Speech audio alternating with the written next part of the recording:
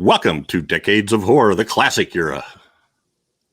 Swallow me a frog, but she's smart.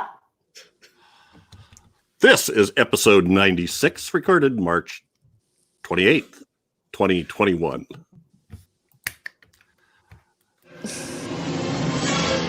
Gruesome Magazine.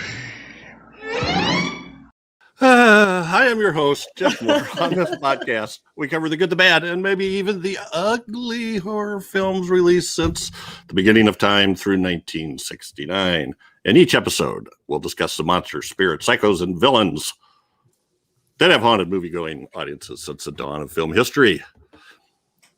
We added, I thought maybe we should explain who we are. We are a part of the Gruesome Magazine family of video podcasts, which includes Horror News Radio, Gruesome Magazine podcast, Heroes and Droids, and Decades of Horror, the classic era, 1970s and 1980s. Please subscribe and make comments. We love comments. Let us know how we're doing, what you thought of the movie, what you thought of the podcast. Not bad comments. We only accept good comments. No, but be constructive. All right. You can also listen to the audio-only versions on most podcast apps. So just look on those for Horror News Radio and Gruesome Magazine. With me this week are my incredible co-host, Whitney Collazo, an accomplished artist, makeup artist, and writer. How you doing, Whitney? I'm good. I think Chad and I have experienced some intense weather, some thunderstorms and lightning, and I know that lightning plays a huge part of what we are about to talk about. Well, I checked out your YouTube channel today, Wits Craft and cool. Gore. Yes. Yeah. That's mine. So check that out. Whitney does some makeup demonstrations while she's telling folk tales, and I don't know what else you plan to do in there. It was pretty interesting. Oh, Super cool. Thanks. Yeah. So my point is to learn a little bit more about the folklore and spooky tales or whatever that's strange and different from Mexico or Latino America or even here in the US, and see what I can do, what I can demonstrate with makeup or my art, and tell some interesting stuff that I find pretty cool and all the creepy things. Yeah, well, it was interesting. So Thanks. I would encourage everybody to check that out. Chad Hunt is also with us, co-host of Decades of Horror, the 1970s, 1980s, and a film producer and director with Wreak Havoc Productions, and a comic book artist and writer. How are you, Chad? Well, Jeff, I think I was struck by lightning multiple times over the weekend because I see the same thing keep running through my brain like a rerun, like just weird stuff, Just weird stuff, Huh? Weird stuff. There's a white streak down the middle of my head. Well, it's kind of hard to see with your hat on, but yeah, I see why you would wear the hat then. Yeah. I spontaneously start stuttering. If words are too hard, it's just, I need a vaccine for that. Just as long as there isn't a rod and you didn't leave bruises on anybody, then we're good. Yeah. I cannot promise that. Sure. Well, this is taking a turn for the dark. I'm pretty sure there was a rod involved somewhere. Well, it is in this story and what we're talking about. So. Well, it's been rough. It's been a rough day. It's a good thing it's a rod, because if it was a stick, they could They got that blood powder. Right. Bloodhounds, all right. Also with us is Daphne, the awesomely stupendous costume maker and likable as hell. How you doing, Daphne? I'm doing real good. Chad's still burning. Yeah, wrong way. You're pointing at nobody. We're already off to a bad start. All right. Our general format is we're going to start with giving some basic details of the film we're going to talk about, followed by each of our first impressions of the movie, and then we'll just kind of move into a general discussion, whatever trips our trigger. And you could see, I saw a comment recently that we sounded like a bunch of high school kids that thought they were funny, and I thought, well, that's cool. I like that. Well, I'm getting older good with than that. usually. I'm middle schooler. My humor is usually middle school, so I'm getting older. I'm maturing. There you go. There you go. High school kids. Hey, we're just trying to have fun and talk about the movies we love. So Yeah. if you dig it, join us, please. And if you take it very seriously, you may be in the wrong place. Get out of here.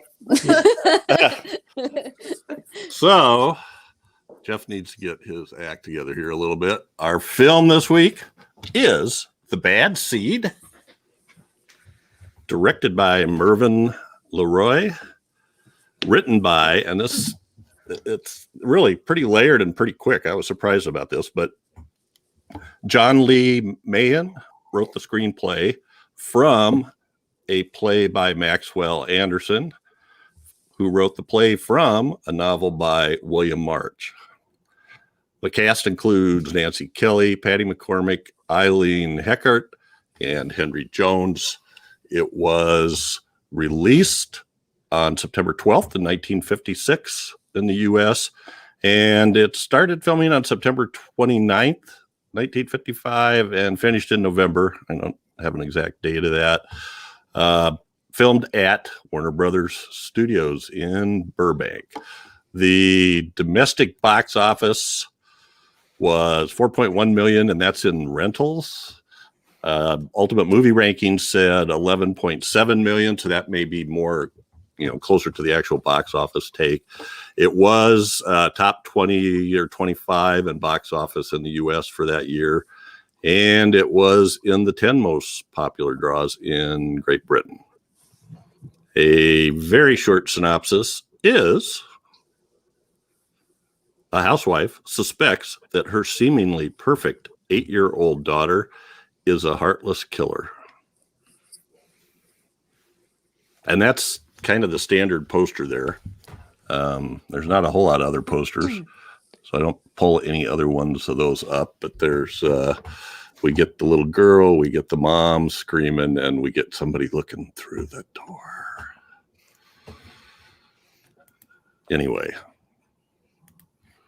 I think that about covers all the details, unless budget was about $1 million. Guess I didn't say that, I don't think. And now we have taglines. Oh, no. And they're not particularly ingenious. Let's just say that. But Chad, could you go for them? Warner Brothers presents the 2-year run stage sensation with its original cast. Uh-huh. Oh, that Uh-huh. That happened, yeah. A woman's shame out in the open. Well, Oh, that conjures some images. I don't know if that's the right ones or not, but All right. Talk all you want about the man and the woman, but please don't tell about the girl. Please.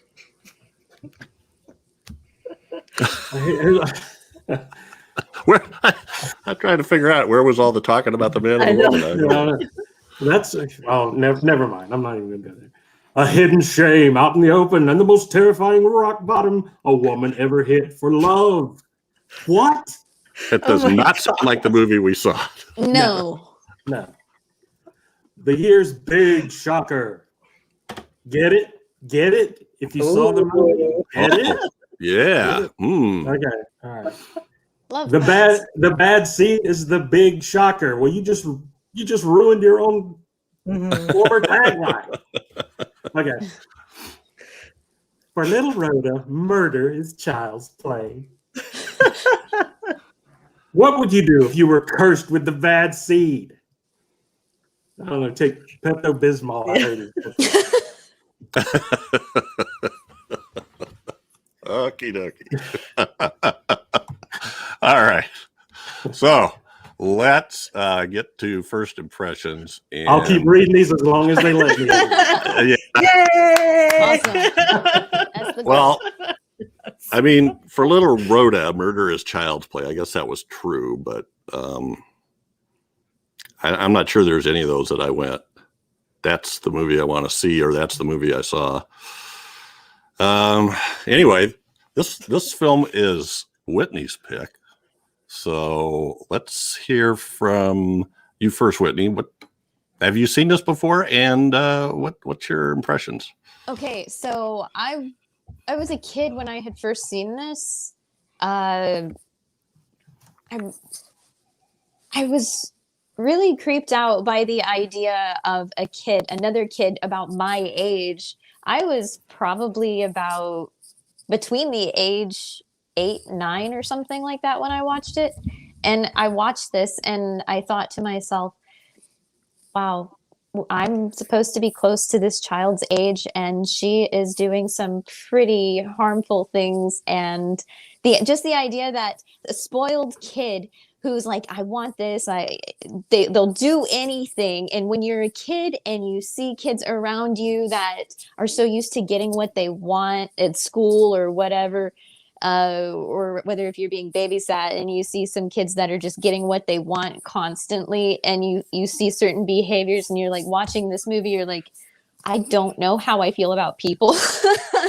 So, but no, I mean, it was a impressionable movie for me as a kid. In some ways it was vague in some aspects because I thought to myself, okay, I remembered how much this child impacted me as a child, but was the thing that had my mind blank was, okay, but was her mother an enabler, or what made her do these things?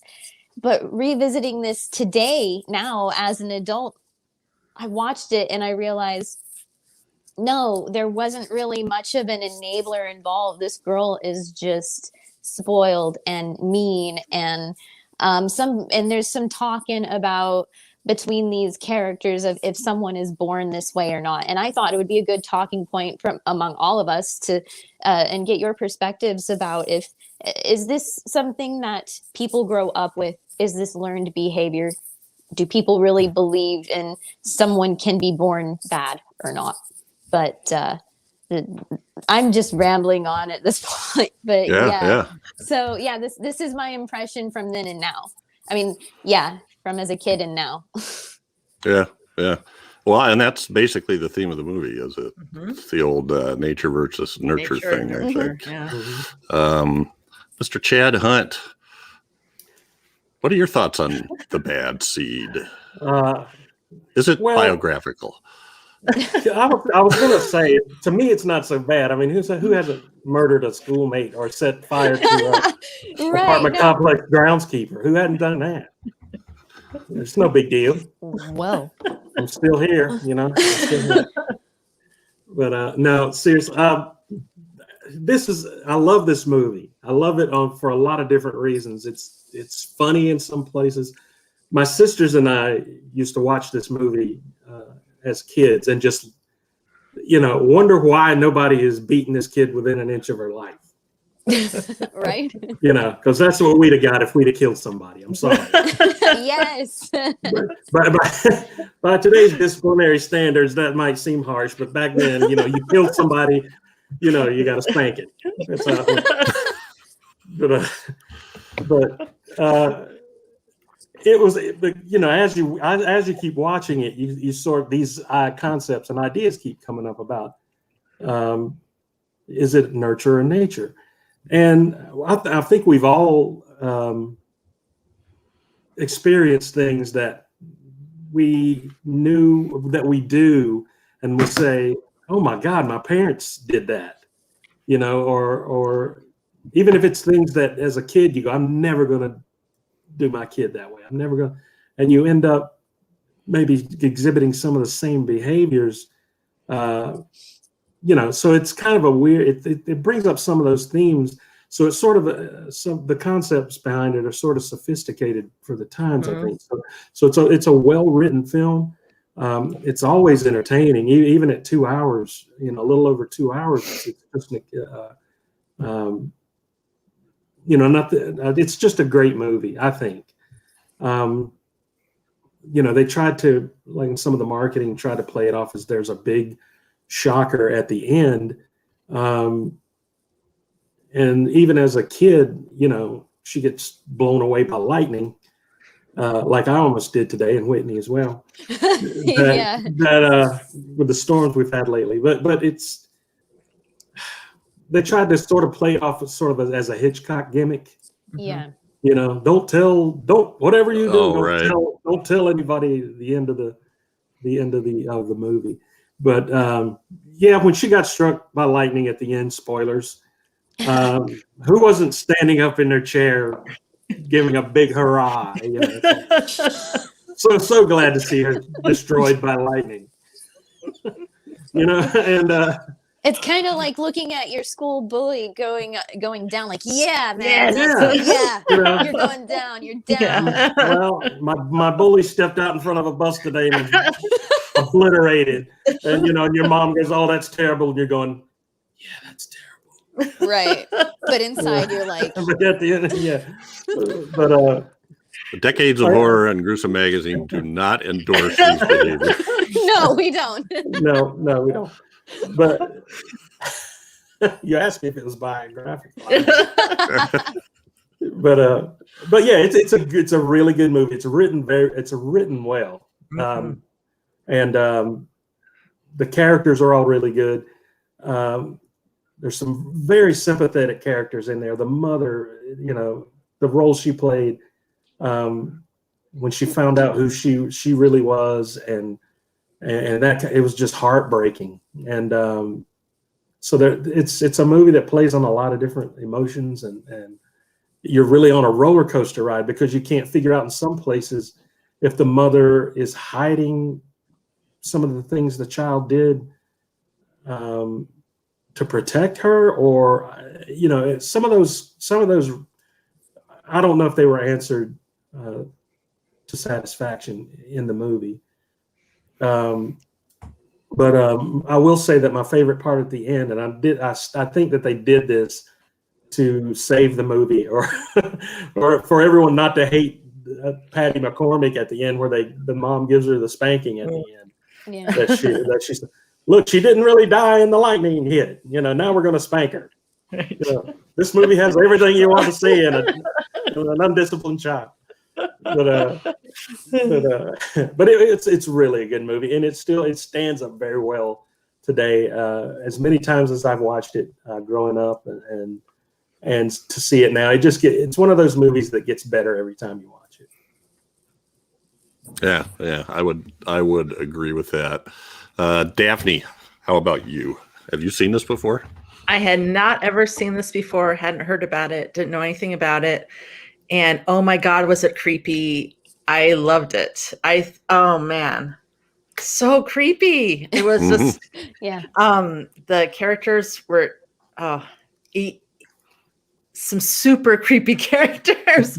And the person who played the mom, she was awesome. I mean, I have no kids. I recently became an aunt, and that's the only time my kind of nurturing genes came out. But I can relate to that because I have nephews. But it's like I really bought that she was torn.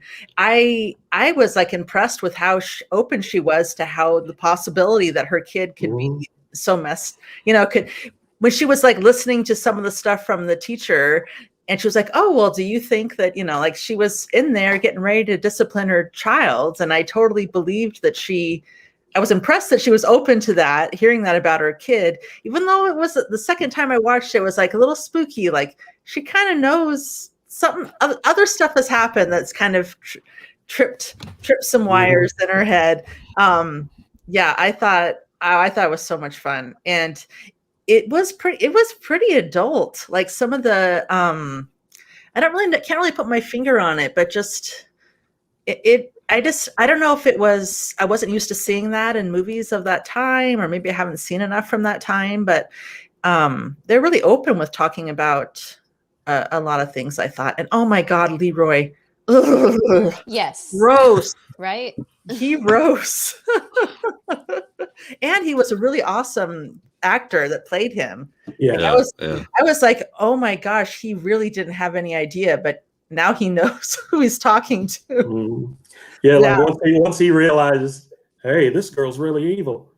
Yeah. Yeah. I'm gonna go hide in the basement. Exactly. Ooh. Yeah, it was good. I really liked it. Yeah. Go hide in the basement. I like this a lot. And I love this whole psychological thing. Mm-hmm. Is it nurture or nature? Because everybody knows, even sociopaths, Mm-hmm. some become serial killers, others are, Mm-hmm. operate undercover, I guess, in society, or they learn the right behavior, and that's what they do. So, anyway, so I really kind of enjoyed that. And even as a kid, when we're hearing Rhoda screaming, "It's not my fault. Yeah. They made me do it. If he'd have just did what I asked him to do, I wouldn't have beat him with my shoe and killed him," basically. Yeah. And even as a kid, well, that's not right. No. So you've already, by that age, I think you've already learned those things, or at least you're gonna get clobbered. I loved the acting. I loved the writing. I thought they did a really good job of kind of working that, the idea of the bad seed, being born that way or inheriting that into the story, and keeping it open for a while, whether or not Rhoda had, I mean, it's the title's The Bad Seed, right? But you still kind of hope. You're thinking, I hate this kid anyway because she's too syrupy sweet. Yeah. She's like the 8 or 10-year-old female Eddie Haskell or something. Exactly. Melly from Little House on the Prairie. Yes. But you don't want her to, there's a big difference between that and being a murderer. So, and for a kid to get into that situations is interesting. The cast, this is just like an unbelievable cast of people that if you watched any television in the 50s and 60s, you recognize almost everybody in this film, I think, or the majority of them. The director has chops. The writers all have chops if you go back and look through their history. So they really put together a good package to make this film. And I was really emotionally hit. Sometimes I could watch it from a clinical point of view, but other times I watch it and I'm like, I'm almost crying for Mrs. What was her name? Claude's mother. Hortense Daigle. And what Rhoda's going through. Nobody wants to listen to her, and we got a lot of things going on in here. I mean, we got this idea that here's an adopted child who is now an adult with her own kids that just now is learning the truth. Didn't know she was adopted, right? Or had strong ideas. So anyway, I thought it was great, and I love the ending. So, let's go through some of this information, and I kind of want to start out with the directors. First, we'll look so we can all see each other. So I did my usual thing and kind of went down this rabbit hole. So the novel was written by William March and came out in 1954, and the play started going in 1954. And here's a movie 2 years later. I mean, that seems really fast to me. Like really jumped on this. and I knew that I don't know. I guess you didn't get too far in the book, Daphne. You rounded up the bad seed, which I was kind of envious about. But I was looking and reading about William March and found out he was a decorated soldier in World War One. That's so cool. And in the 30s, he wrote a novel about his, novelized version of his time in World War One, because he basically had PTSD. They call it that then, but he was having a major tough time adapting. And so he wrote this novel, and then somebody produced a film of it sometime since, I don't know, in the aughts, sometime around 2000, 2010. So I watched that, and this guy went through a lot, and you could definitely see part of the theme of that movie is how different people react to the same stimulus based on, he's even thinking then, your own individual chemistry and genes and environment and past experiences. One person gets up and goes into the fight, and the other person cowers behind something, and somebody shoots his lieutenant for making him do stuff, putting him in danger. And anyway, I really want to look that up stuff. after you were talking about it. That sounded really interesting. I think it's worth watching. Just, it's not like a real polished movie, but it's definitely worth watching. So unfortunately, he died in 1954 from a heart attack, just long enough to see good reviews for his novel, but not to see that it was going to sell like 1 million copies. And it was nominated for the 1955 National Book Award. So anyway, move on to the play, Maxwell Anderson, and then John Lee Mahin. So what did you think about the writing? Any comments about that? Anybody? Well, go ahead. Well, it was really, there were some moments where it was really dark, and then some of the times it was really witty, depending on the character and the scene.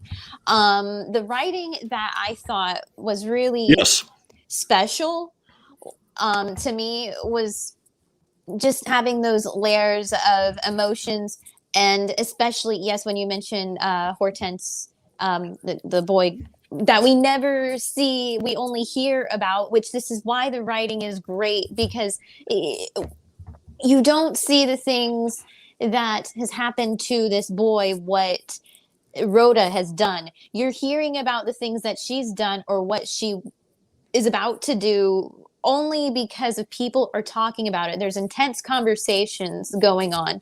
And that's why the film stands out to me. And it's crazy that it even had that impact on me in the sense of remembering it freaked me out as a kid, though I don't remember visuals. I was like, I don't remember a lot, but I remember this kid freaked me out. And yes, now today it's because of the conversations between adults and the conversations with Rhoda and her behavior and the wittiness and all of this charm of the layer of creepiness and charm that she has. And then the creepiness from LeRoy, the things that he says to her back and forth, picking on her. There's just, and then also back to the boy that we never see, that we hear, that was killed, his mother, and her tragic loss of him because of Rhoda. And then there's a lot of tension and sadness and anger.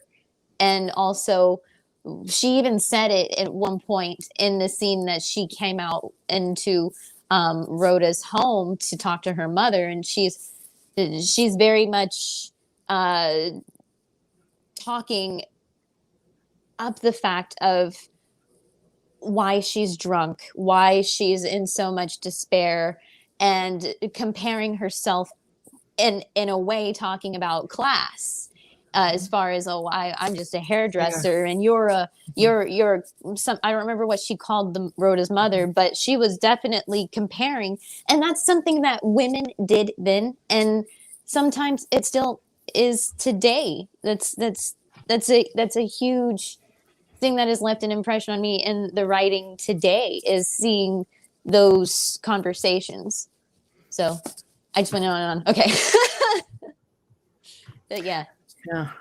I felt like it was really natural. Like at first when I was watching it, I felt like, oh yeah, you can tell, maybe it won't only just the first 5 minutes, but I was like, you can tell this is a play, but it's just more of like how it was staged. Like one actor would exit, one actor would enter, that kind of stuff. But just after a few minutes, I felt like I was in the story, but the language that they used with each other was really natural, but it was very adult, I guess I want to say, in that they expressed a lot of pretty sophisticated ideas about things. Like you were talking about Mrs. Daigle, and even the fact that she expressed the grief she was going through, but there were other times when she like looked at I can't remember Rhoda's mom's name right now for some reason, but yeah, but she like looked Christine. at her, Christine, thank you. Right. And there was some things that they shared. There were some things that they understood. I don't know if it was because they're both mothers or women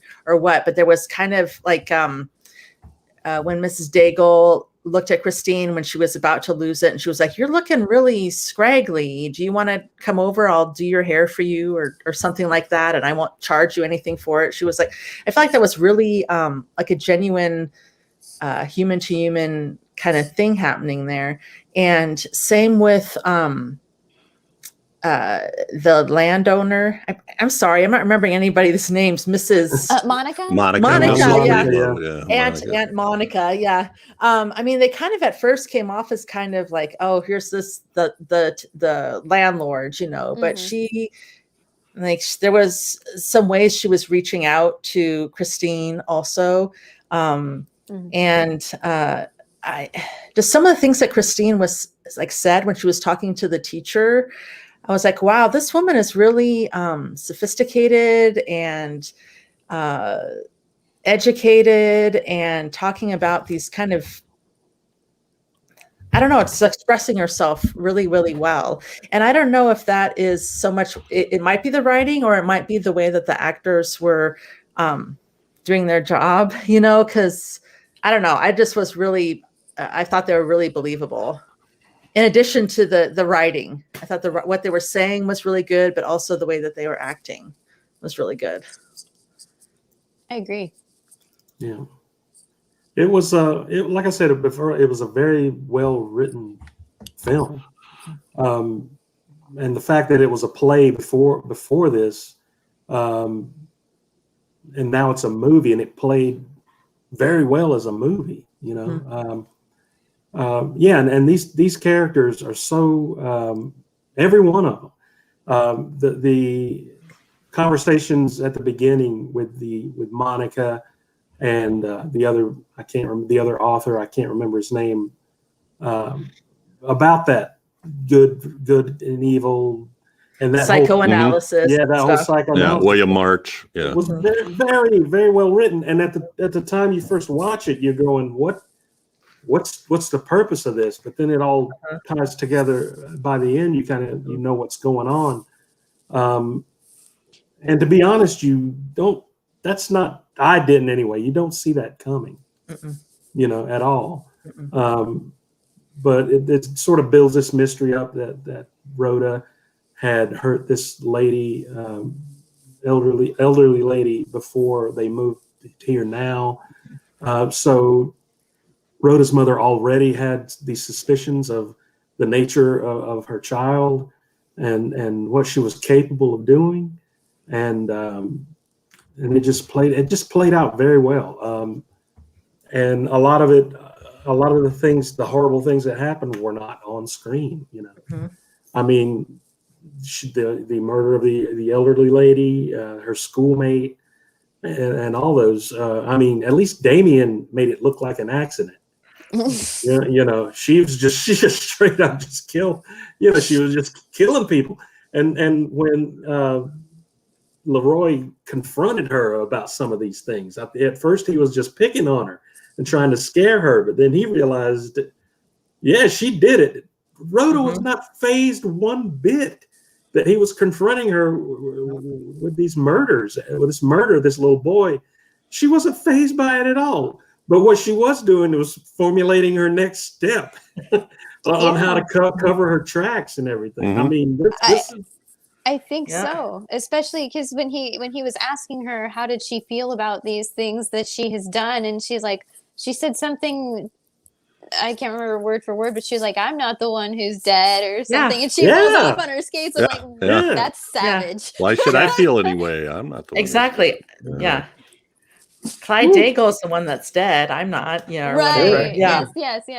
Yeah. I mean, that's a jaw-dropping line for a kid. Like, oh, wow, she really went there. And I feel like I hadn't thought about it. But when you were saying she was thinking ahead, there's a time when she's with the tea set and he's just going at her. He's trying to bug her, LeRoy.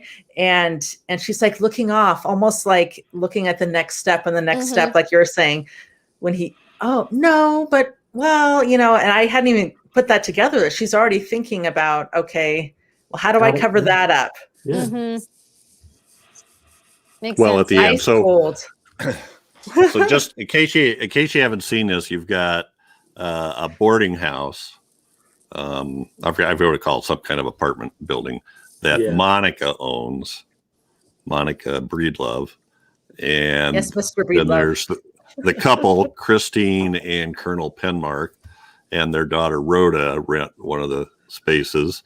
And I don't know, her it's Monica's brother, Emery, I think lives there too.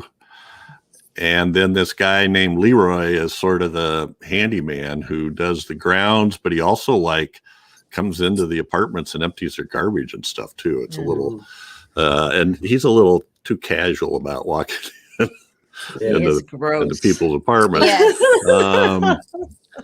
So Rhoda, first thing that happens is a little boy gets killed at a school outing on some dock they were all told not to go to.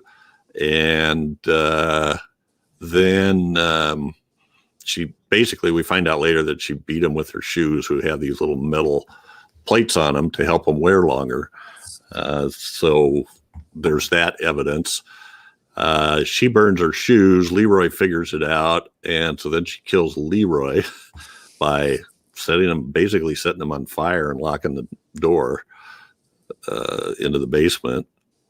And then we also find out, like Chad said, we find out that somebody, she killed somebody at the last place she lived in order to get this crystal ball thing, or crystal globe, whatever that was. So, she has no compulsion or no hesitance to deal people in to get what she wants from them. Right. If they won't give them what she wants when she thinks she should have it, then hey, and the mother's starting to kind of figure it out, but nobody else is, that Monica's not having it. Her father's not having. Her father comes to visit, whom she finds out. Well, anyway, we can talk about that in a minute, but that would creep the crap out of you, I think.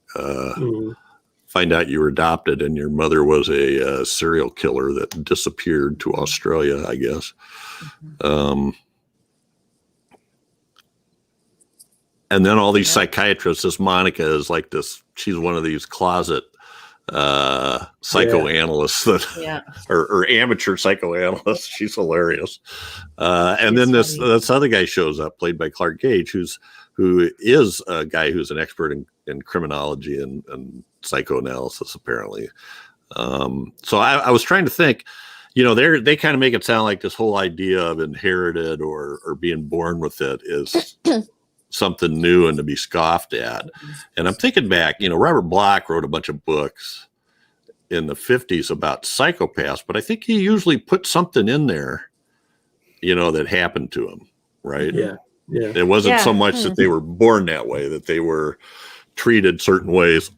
And maybe that's the difference between somebody who's a sociopath and a serial killer, Well, even the doctor, when Christine's father is asking him, oh, well, there might be some injury to their brain when they were a child or something. But it seemed like it was a new or novel idea that it could just be something that is part of you. which I thought was interesting too, to kind of getting a little clip of like, oh, so this is what psychoanalysis was like at the time. Like I didn't know for sure if was like an accurate clip of how it was thought of. It definitely had a pulp feel to it. It had a pulp feel to it. There's a great movie from the early 50s, and I think it's called The Sniper. It's billed as kind of a film noir, but it's basically a guy with PTSD that he's telling everybody, I need help. And the system is just, wherever he goes, they're just kicking him out. And he finally does it, you know. I think you talked about that once on another episode. We probably did. Well, one of the actors was in, the guy who plays the lead was in one of the other movies that we did. I think I did. So, but that also, you like the stuff they were arguing about back then. They're still arguing about it now, right? I mean, mental health is still a taboo, and I mean, in some cultures, especially, and I hate to admit that even in some Latinx families and Hispanic families, like due to culture, and certain religious reasons, it's a taboo because they feel like, especially in Catholicism and in those regions, like they feel like it should all be faith to rely on. What's this mental stuff you're talking about? Right. That's that conversations that you have, and it's sometimes cultural. So with mental issues. Yeah, definitely, I can see that. Well, and I think the author of the novel, William March, he got that. Even in that movie, he makes some comments about people are different, you know, and it doesn't mean he's a bad person because he froze. And to me, that's a thing. We're still learning about that, you know, when people say, well, why don't they just suck it up and do this? Well, everybody's different. Some people can't just suck it up, you know, we don't. And it's not just your background, what's happened to you and the experiences you went through. It's your body chemistry and all that stuff changes the way that you react and what your abilities are. But anyway, Daphne, you were going to say something. Oh, I don't remember what I was going to say, but just, I mean, mental health is still, even though more people are, I think, trying really hard, and we made progress in making it more okay to talk about. And still people try and hide it or not want to look at it as a medical condition or something. For sure. Even now. Yeah. So when that was probably part of what I was reacting to when I was watching it, was like, wow, these are things that they were talking about so openly then even, and it's still a question. And still some people have problems with it, you know?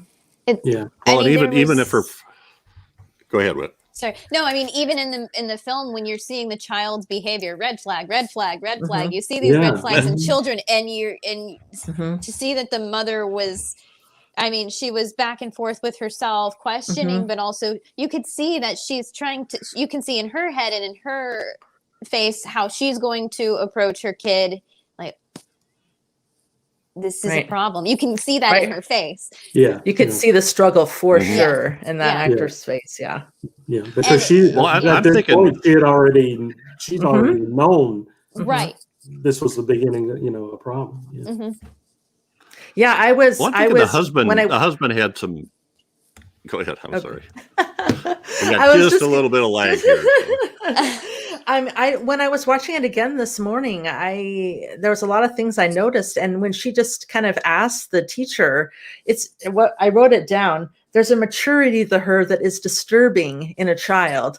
That's what she said. That her and her husband noticed this, and I'm like, wow, wow. I don't think I've ever heard anybody describe that like that. And she was so open about it. And she clearly saw that something, at that point, you're not thinking she's a sociopath, but she's just different. There's something about her that's different. Does she have friends? Do people like her? It's like a mom asking these things, but it's disturbing. Right. Yeah.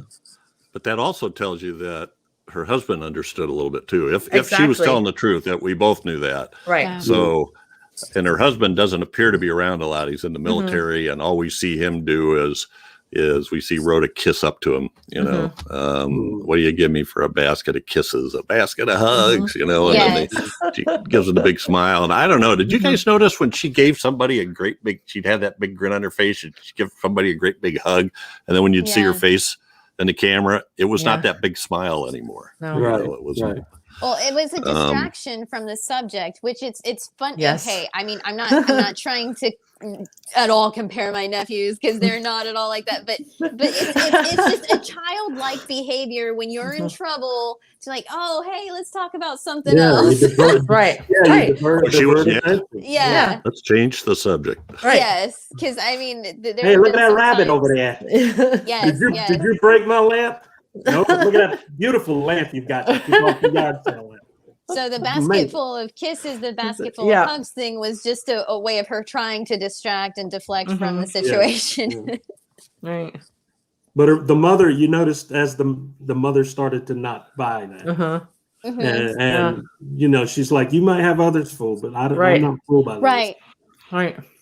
Yeah, when she sat her down and was trying to question her about Claude Daigle, she was like not letting her get Yeah. You know, we're sticking to the subject here. The mother was made of Teflon. All that stuff was just bouncing off of her.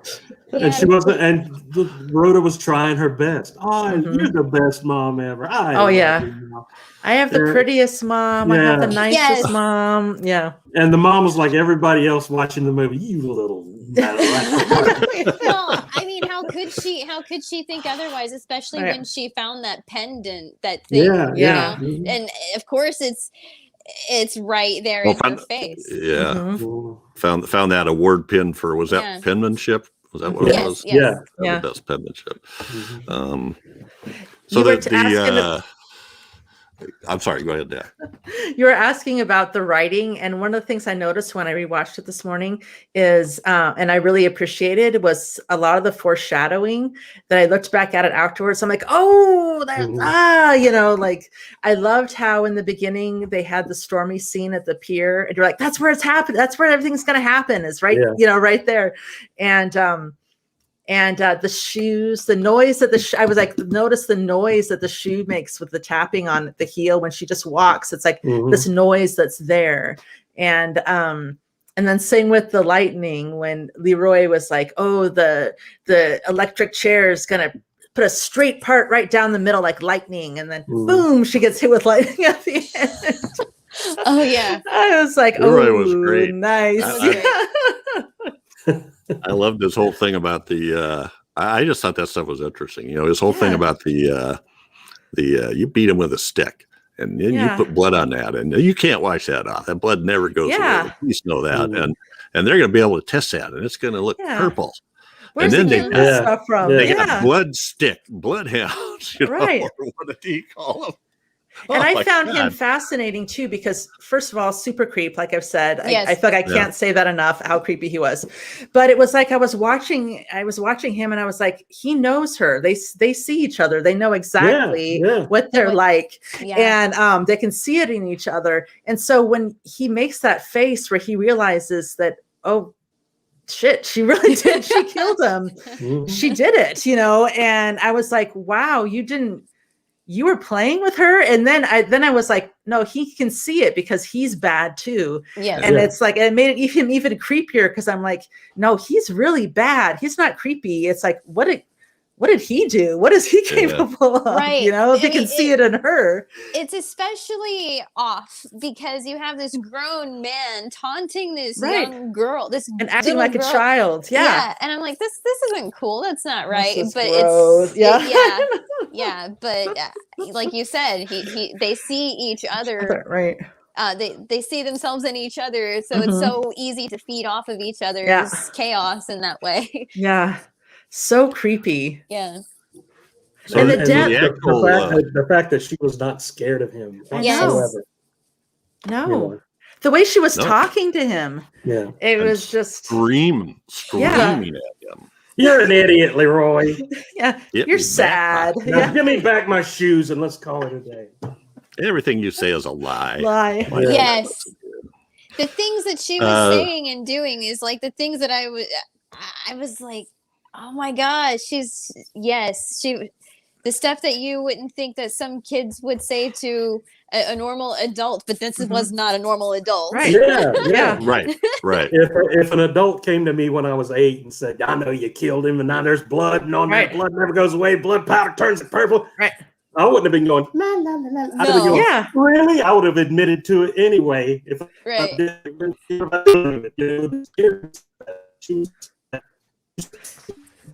Well, she knows how to play him. Yes.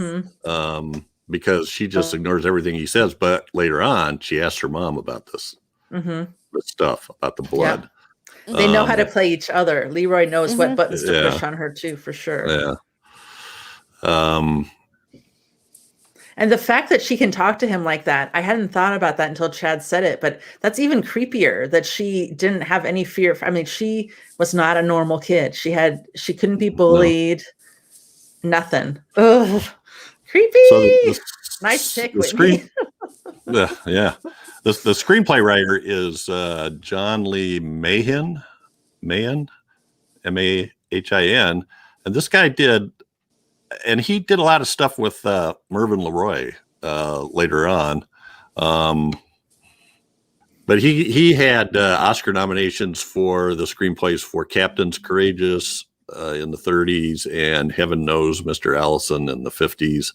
And he did a bunch of movies with, he did the screenplay for the original Scarface with, I think that's Paul Mooney.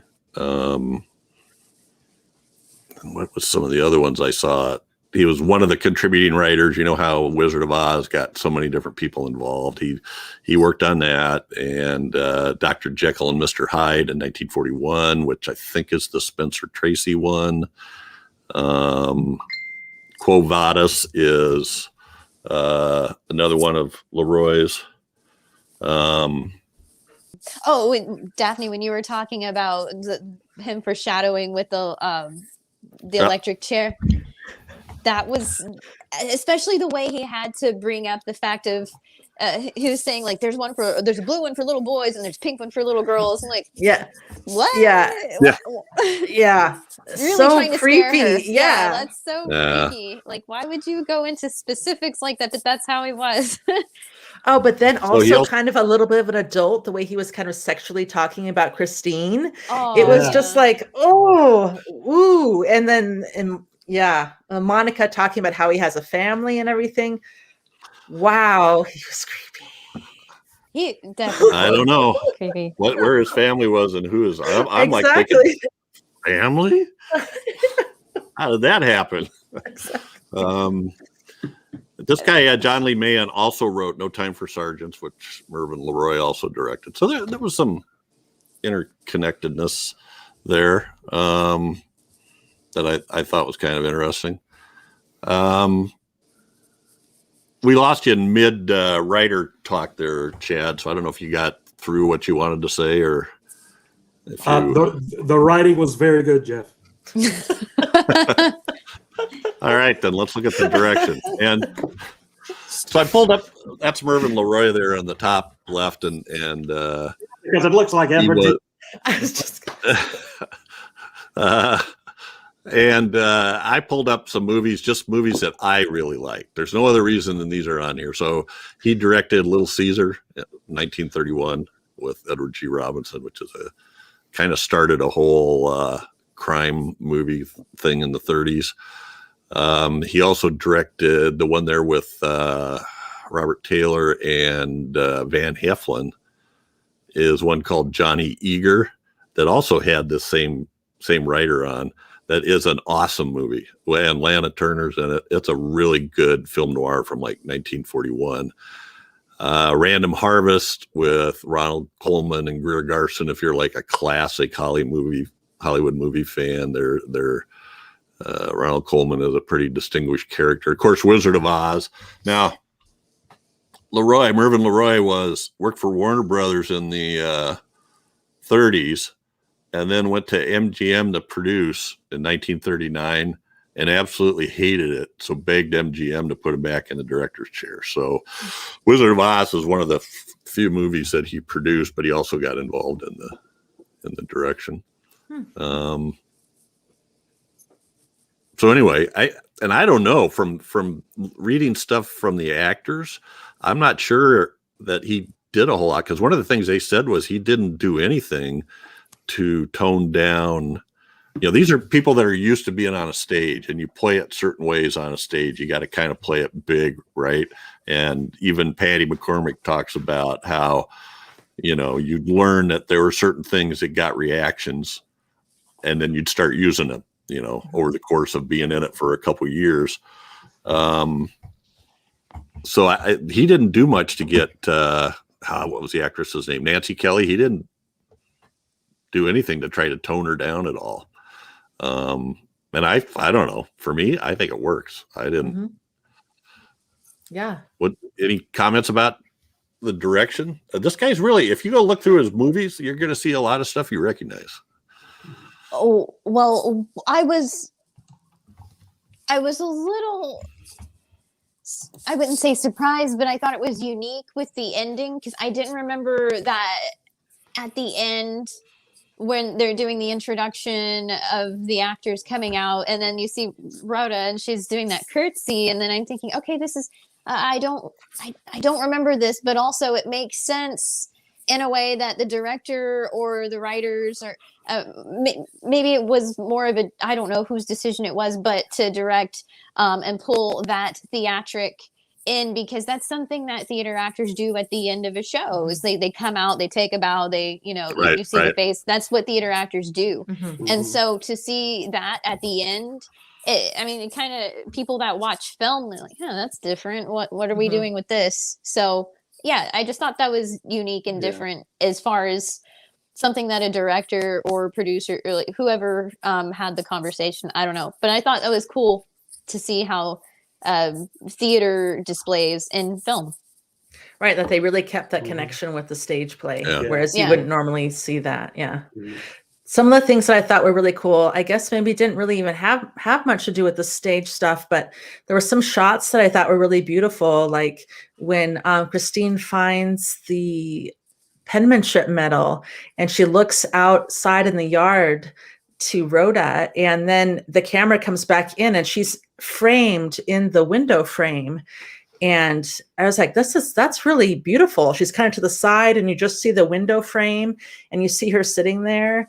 And when Rhoda was putting her shoes in the incinerator drop, and she was totally shadowed in there, and then you see Christine in the background. I was like, wow, that's really pretty. That's really, it looks really good.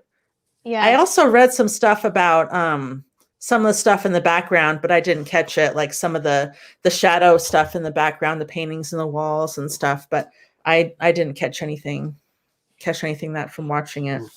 And there's so much going on with how to play up on the direction and keeping the characters in flow, because you see the conversation between Monica and Christine when you hear the screaming in the background from LeRoy, and she's like, make it stop, and then there's all this stuff going on. Rhoda's having her temper tantrum, and it's just chaos.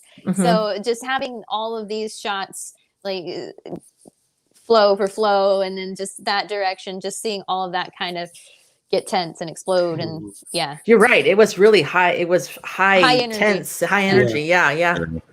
I think the biggest change between the novel and the play were some of the outside scenes weren't done that way in the play, but also the ending was different in that Rhoda lived in the play and in the novel, and the mother died.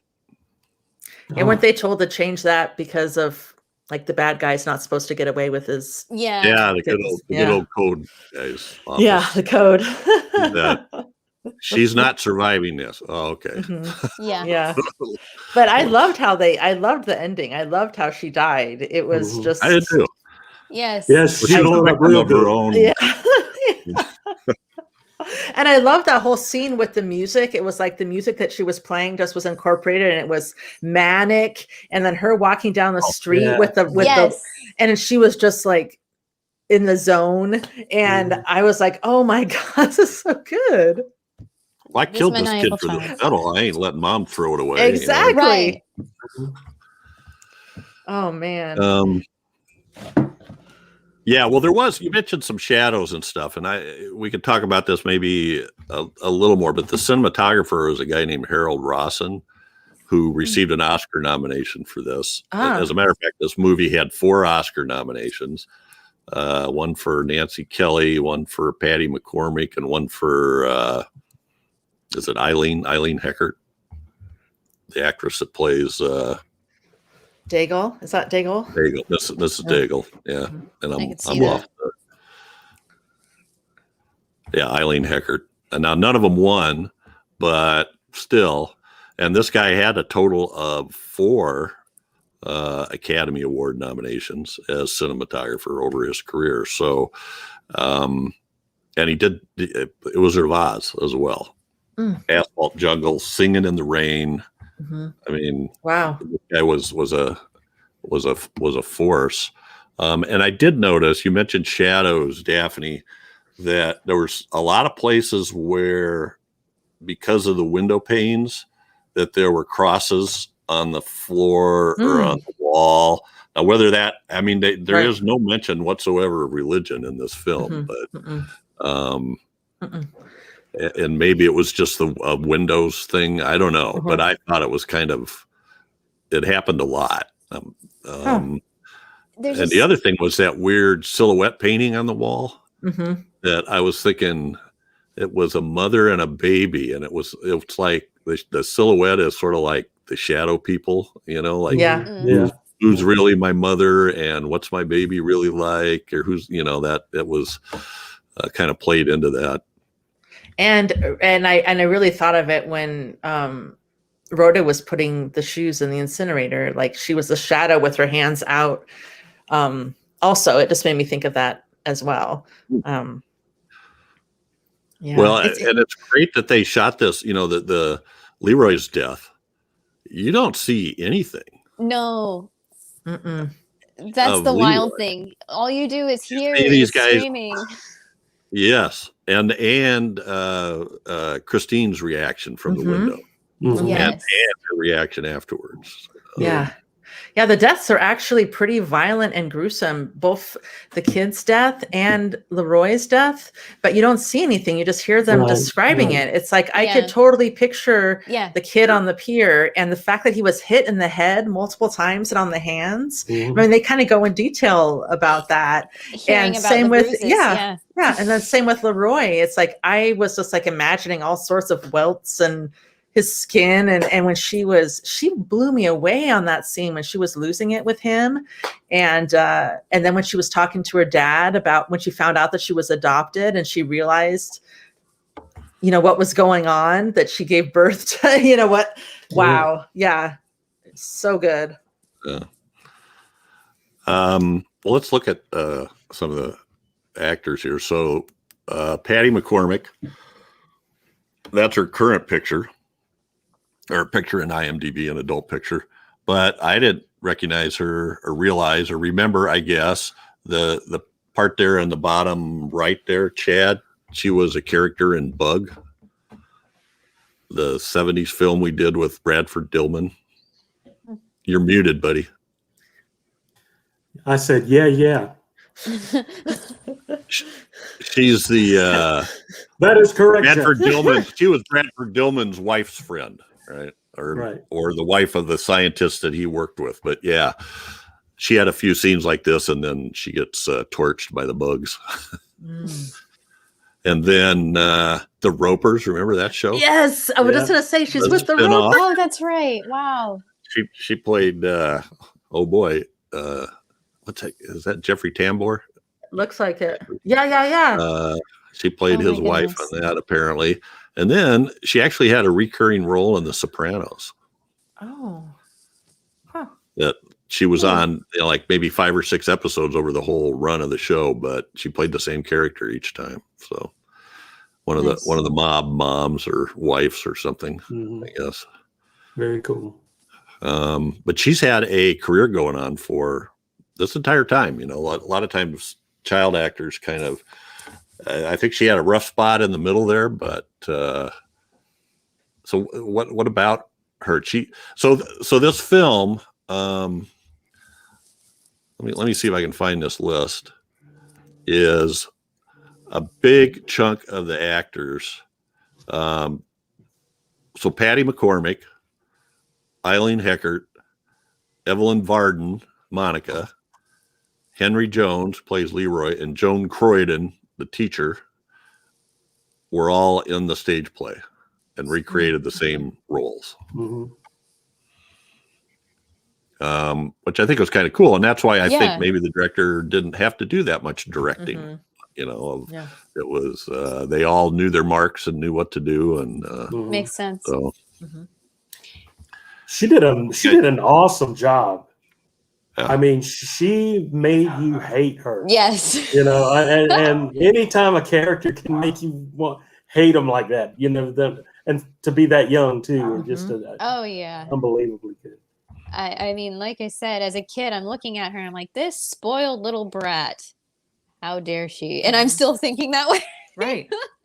Well, and it was Uh, unsettling how yeah. you can tell that her phoniness that was phony. It was like you could tell that there was something behind her trying to pretend that she was acting something, you know, that she was just okay, people act this way or people do these things if they're, you know, but then when she confessed to her mom what she was doing, I was like, she's totally just telling her the truth. I this is her. She's being open to her mom. She's showing her mom her face. And I'm a little kid. It's she sit on that couch screaming, and I hit him again and again. And then he went underwater, and then he tried to come up. Right. And then I hit his hand, and I hit it again. Yeah. She conveyed the hatred that she had in that scene. Mhm. Oh my gosh. Mhm. Where did that come from? Yeah, exactly. Just like with kids, like, wow. I actually kind of appreciated the end when you got to see them all smile. It's like, especially like LeRoy and her. Okay, they're normal people. Yeah.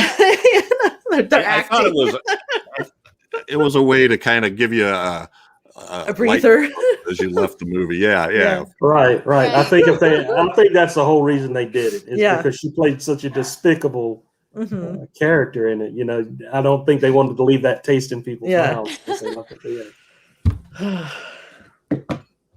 So Nancy Kelly plays Christine, and I thought this was interesting. She played in The Great Gatsby in 1926 as a child. Huh. And she was in a Tarzan movie in the 40s. I think it was Tarzan's Desert Mystery. And the one there was with Tyrone Power and Henry Fonda as Jesse James.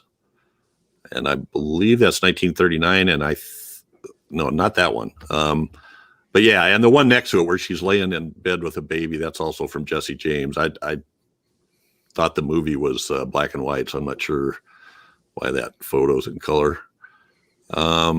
Also, in the bottom left, I thought was interesting, and she did a episode of Alfred Hitchcock Hour in the 60s with, that's Gina Rowlands there.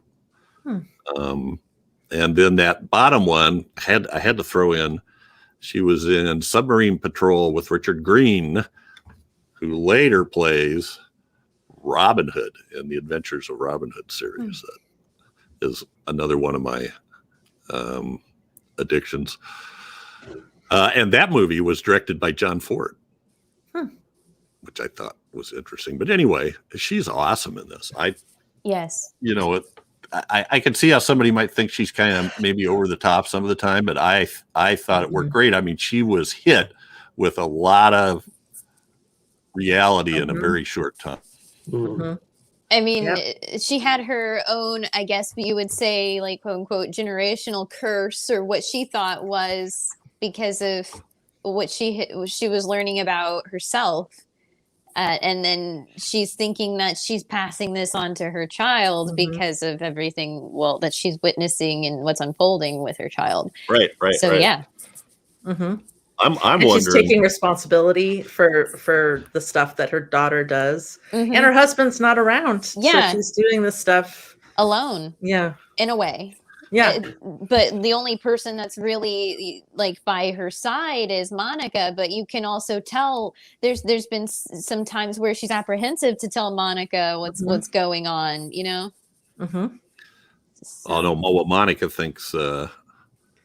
Yeah, You're she thinks muted, she's bud. such a delete. Yeah, Monica, for all her psychoanalyzing she was doing, couldn't realize that this kid is evil. Yeah. you know, Right. You know, and all she did was she kept spoiling her and Yes. spoiling her and spoiling Yes. her. You know, Mm-hmm. so shut up, Monica. Right. She was the easiest. Yeah. She was so snowed. fooled. She was snowed by this kid. Yeah, totally. Yes. Totally. Had her number for sure. Mm-hmm.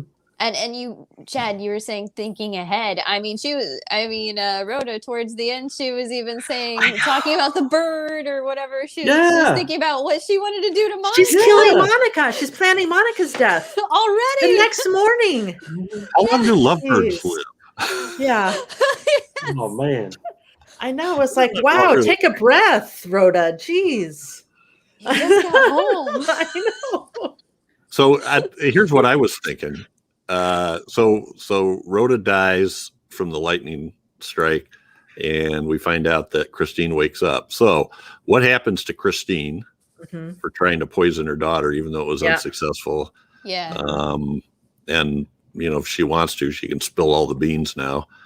Right. And But let's say even if nothing happens, how is her and her husband? Do they have another kid? Do they? Right. And Exactly. it's the one thing that I thought was a little unrealistic was I didn't see her husband have that was a big impact that she had done that, tried to kill the kid. Right. Seemed like there would have been a bigger pushback on that, but I don't know. Yeah, because even at the hospital, he's even questioning it. I know they're trying to make him question it because he is questioning it, but it's just not nearly as dramatic as you would want from his character, I guess. Yeah, he was like, yeah, I would have done the same thing. Can't see that. Yeah. Is that all the rat poison you're going to use? Yes. She'll survive that for sure. All right, so let's if it's okay, let's talk about this cast because I just love these folks. So we have Eileen Heckart, who was nominated for an Oscar for this and played Claude Daigle's mother, and she's drunk she's in like 2 big scenes and she's drunk both times, right? Yes. And she walks in the door saying, I'm drunk. I'm drunk. You know Yes. it. I know it. Everybody does. I'm a lush. But she's great. I thought one of the things I thought was great about her part was she rotates within her spiel or within those scenes. She goes from, acting kind of nice to acting kind of snotty to accusing everybody of knowing something and why won't you tell me, to being a totally destroyed and distraught mother who's lost her son. It felt real to me in terms of the emotions of Grief. the drunk, I guess. Well, grief, but also how she's just cycling through them so fast because of the alcohol. Yeah. Well, And you said she was your favorite character. Yeah, even though she was playing a drunk, and I compare most of the movie drunks and TV drunks to Otis from the Andy Griffith Show. Okay. And compared to him, she did an awesome job as a drunk character. Now, having said that, she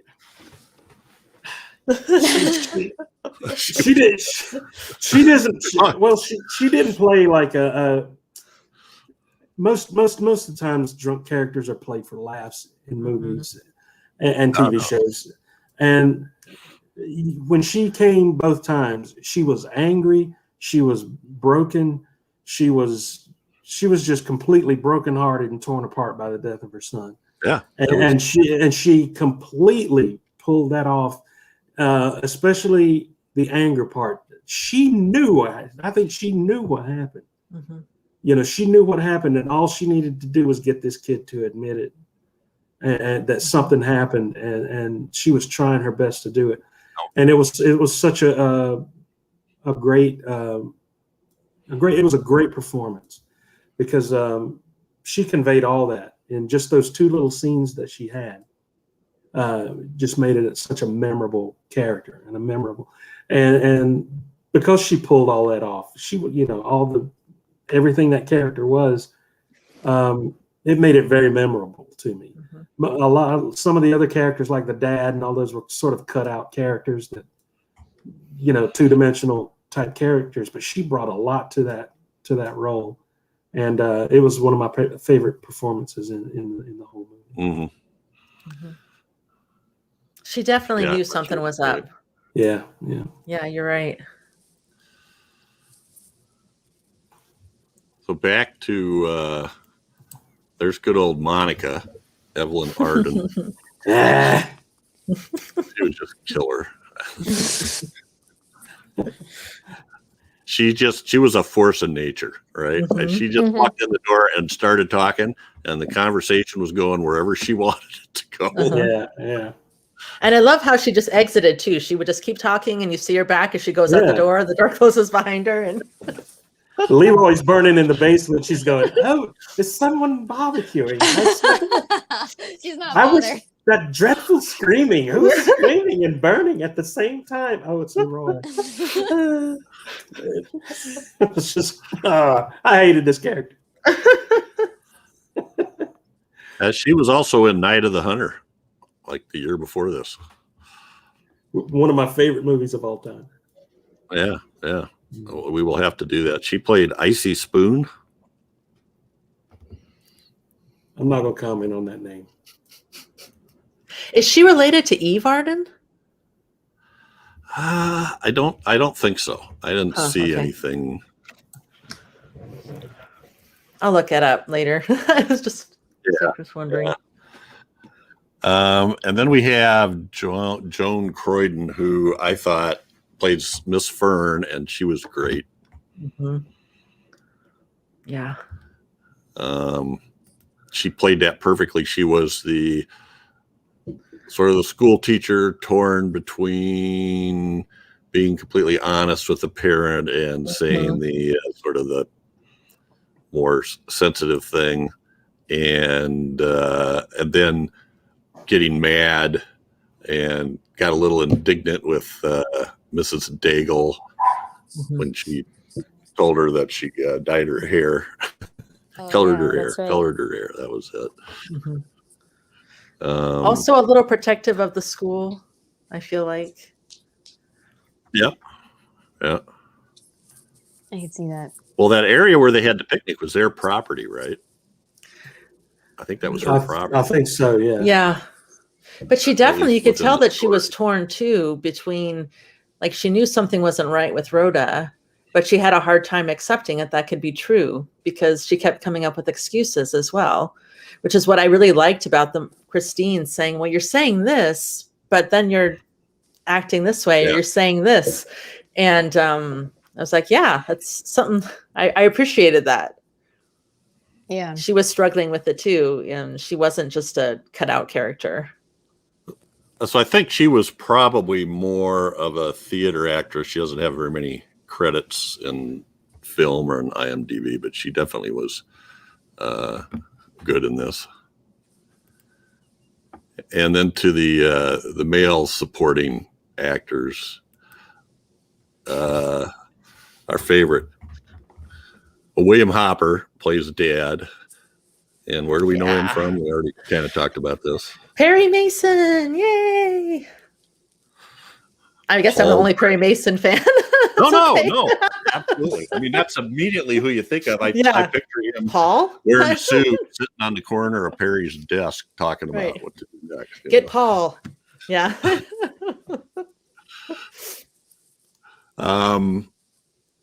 There's the perv, Mr. LeRoy. Yes. William Hopper has a couple other key roles in the 50s that we may end up doing. Oh. One is 20 Million Miles to Earth. The Emer, You know that one? You remember that, Chad? Yeah. Yeah. I've heard it called. And I've heard it called Ymir, Ymir. There's a bunch of. well, they don't call it anything in the movie. I don't know where that name comes Depending on what part of North Carolina you're from. That's one of them Ymars. And he's also in Deadly Mantis. Yeah.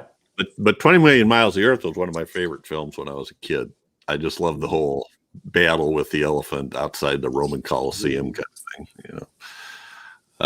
Henry Jones. Oh, you know what I forgot to mention? Eileen Heckart.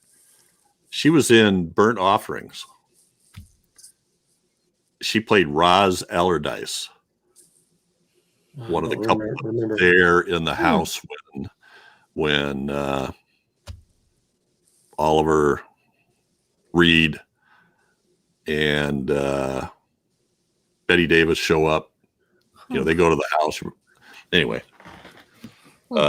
is it Burgess Meredith, the other one?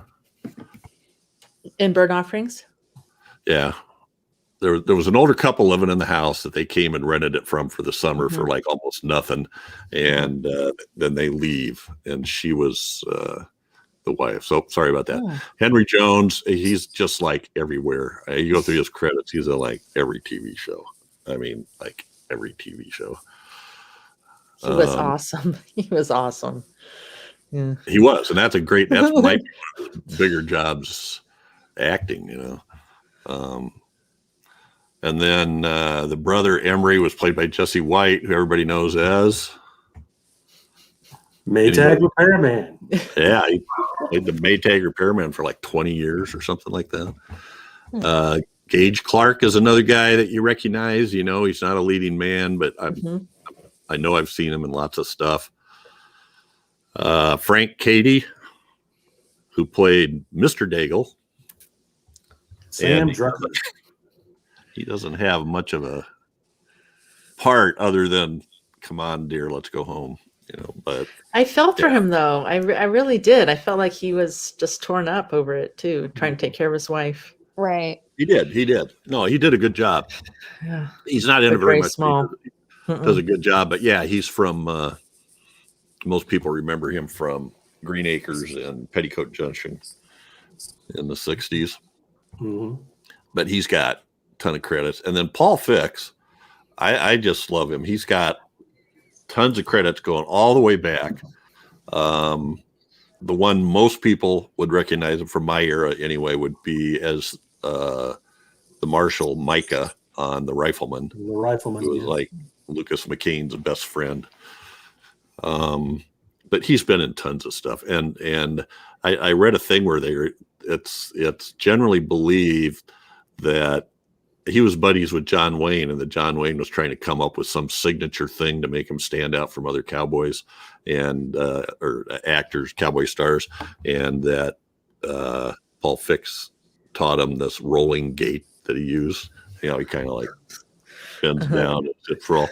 That's what they said. He taught John Wayne how to do the John Wayne walk. So if that's true, that's pretty cool. But yes. I always wondered who I could blame that on. So anyway, a great team of filmmakers, really, right? Yeah. You don't recognize any of these people, Whitney? I mean, some of the faces are familiar, but I have to kind of go back a little bit and dig around and see, because I'm seeing the names to the faces right now, and I'm hearing what you have said tonight. So I think it's just a matter of me like needing to get a refresher and saying, okay, so this is some of their work from what you have mentioned. Yeah. Well, I didn't know what Gage Clark's name was. You know, I would recognize him. You know, in all it's kinds like, of stuff. Yeah, and not only that, but not only his face, but Frank Caddy. I'm sorry about. I'm not. But yeah, his face was familiar too. But it's again like seeing faces but not knowing names it's just a matter of going back and seeing. Yeah, okay, I think I remember something. So did anybody see? Supposedly Frances Bevier is in this, who played Aunt Bee and Andy Griffith, and it said she was uncredited woman in Dinner Party, and I'm like, well, where was there a dinner party? I don't looked remember. for her, and if it was in there, I missed it. And I certainly wouldn't call somebody at a picnic a dinner party. So Yeah. I mean, it would only be like the picnic, maybe on the bus, getting off the bus. But I mean, that was, I don't know where. Yeah. Or was she in the room when the conversation was had among the gentleman and Christine about these behaviors? No, but I think that was just the four. I think it was just, yeah. Yeah, that was just the four of them. You're right. Because I looked at that, Whitney, because I thought, was there somebody else there and I didn't notice them? Or was there? That's what I was wondering. I'm thinking there was probably a scene that was cut that had. Okay, that makes sense. The one guy comes into town that's played by Gage Clark to give a speech at this group. That maybe it had something to do with that. You know, I don't know. You might be right about the picnic too, because I mean, there was people there, but that's interesting. You just didn't see him, and then supposedly Shelley Fabares was there too. I don't recognize that name. Well, shoot, you're gonna make me look it up. I'm gonna say Father Knows Best. Oh, okay. She was like a teen, female teen idol in the back then. Because the only other people were like the kids at the picnic that were saying, "Don't go down to the pier." Right, and she was supposed to have been at the picnic, and then also there was a show called Family Affair, and the older sister's name was Sissy. Yeah, and she's supposed to be in the picnic too. I couldn't see her. So, something I've always loved about listening to your guys' this podcast is all of the just the actors that are in all these, like, tons and tons of stuff, the character actors, and going back and seeing them. It's always been fun for me to see these folks working. She was in the Donna Reed show. So,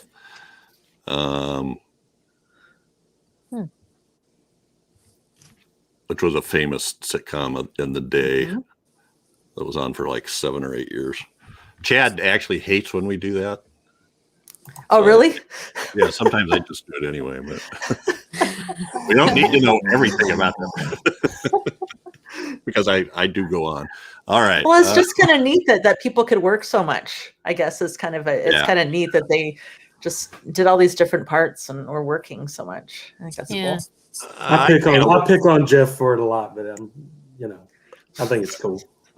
Well, I sort of like, we're watching this movie that was made, 40, 60, 65 years ago, and these people had lives and when they made this movie, they were not thinking about anybody.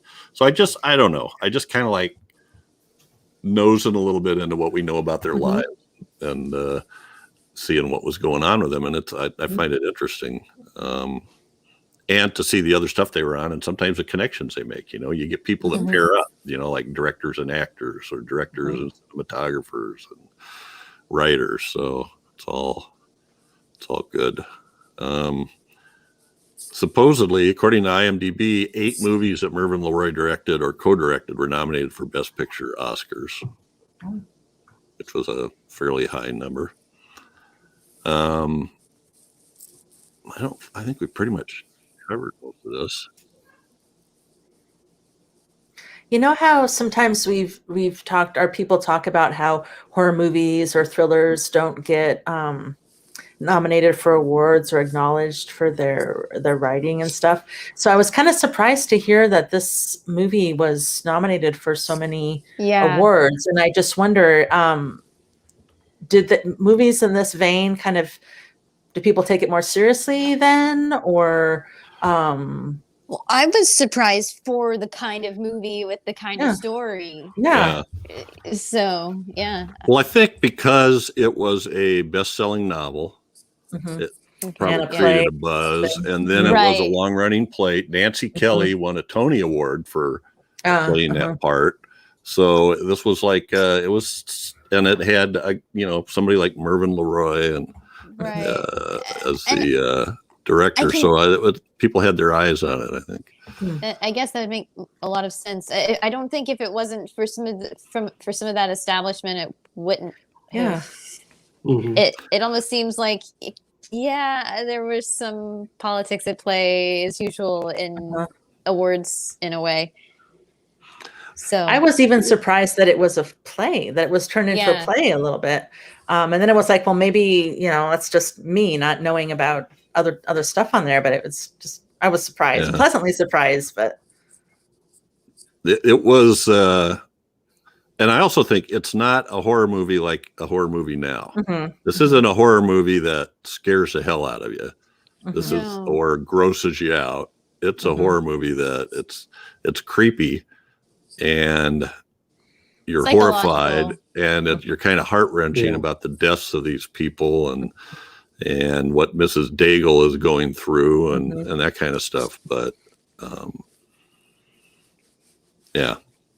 But in some ways, that's the thing about horror that you can talk about forever, is that it's like stuff like that should horrify you. I mean, that's like the real life stuff that's really scary. Yes.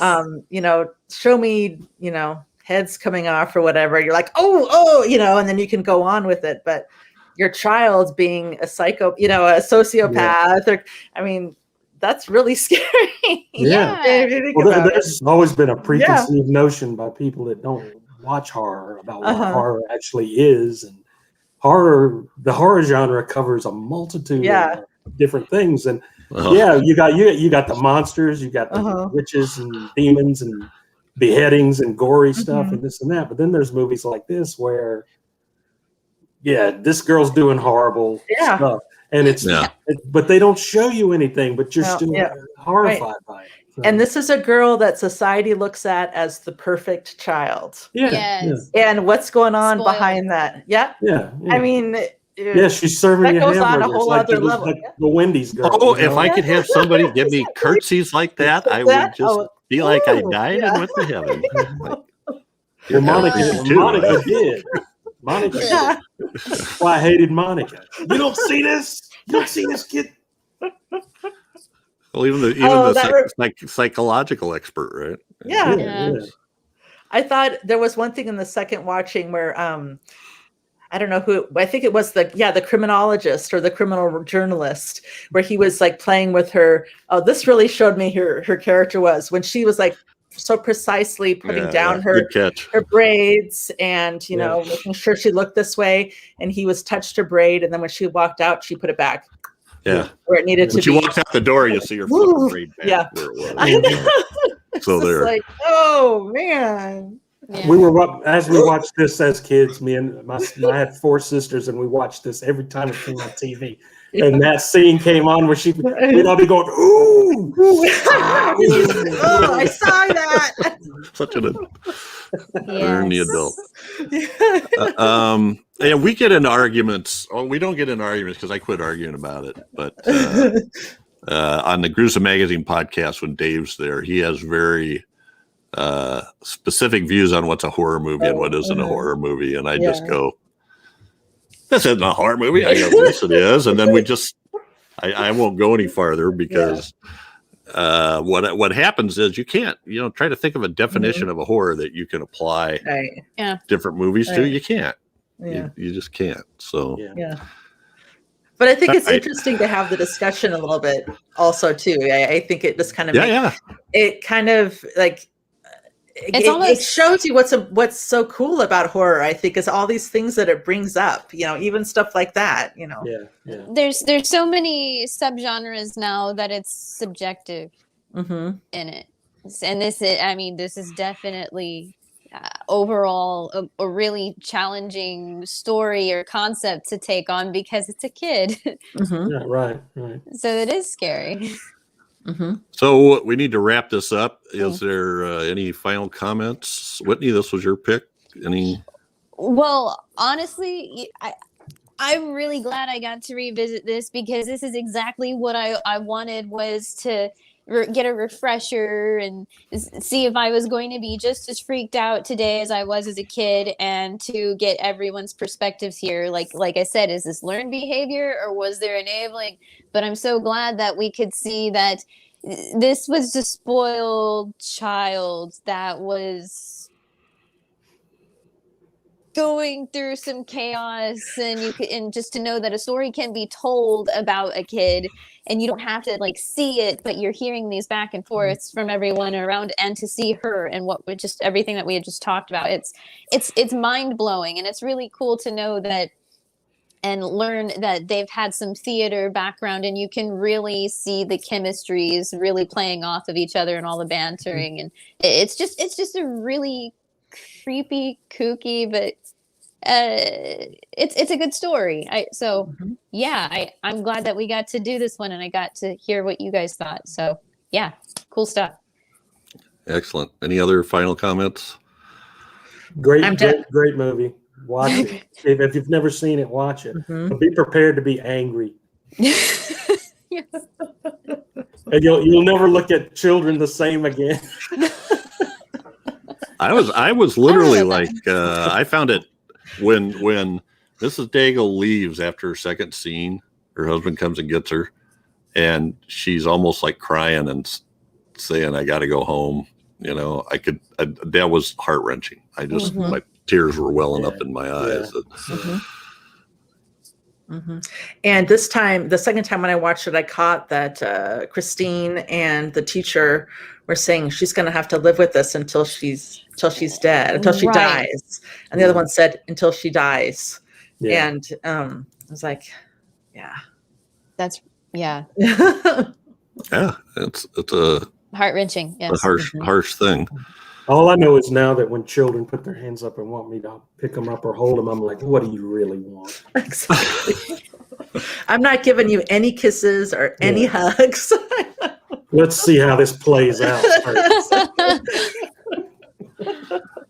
I didn't have a chance to read the book, but I definitely want to read the book after seeing the movie, because I'm just really interested to see what other stuff is going on in the story. And then hearing some of the stuff you talked about with him by the author, he had a minor heart attack and was in the hospital for a while in 1954, and then got out of the hospital, and 3 weeks later they found him dead from a more massive heart attack. And there was a piece of paper in his typewriter that had a couple paragraphs of him basically musing about death, which was, and it's really amazing writing. I think they included it in the Wikipedia entry for William March. But I thought his writing was beautiful, and that's kind of what wants me to go look at what's his take on this, the psychological trauma that he went through. How is he laying this out? All right. Well, Grue believers, that's it for this episode. Every 2 weeks, we'll be focusing on a specific film released between 1920 and 1969. Next up, chosen by moi, is Val Lewton's The Seventh Victim from 1943. Is that really a horror film? I don't know. Probably not. Depends who you ask. Is Cat People really a horror film? I don't know. It's film noir at a zoo. It's not horror. Okay. Hey, I really liked that. What's that? Cat People? Yes. That's one of my favorites. Just for our listeners, this won't come out till after this already happens, but Shudder on April 2nd is putting up the Val Lewton collection, and most of his movies, I think there's maybe one missing of what you would think of as his RKO horror films that he produced, will be on there. So I thought I'd pick this one because it's not as it's maybe lesser known, but I like it. So anyway, plenty of ways to stay in touch. Please send feedback to feedback@gruesomemagazine.com, or you can do comments here on YouTube. And please subscribe. Don't point at Whitney when you say that. Please subscribe, like, and do the alerts and all that stuff for the Gruesome Magazine YouTube channel. We appreciate it. Catch us again here in 2 weeks for another great horror movie of the classic era, as only decades of horror can do it. Or maybe not horror, depending on who you Or are. maybe not horror, depending on what you think. So say good night, everybody. Good night, everybody. Bye.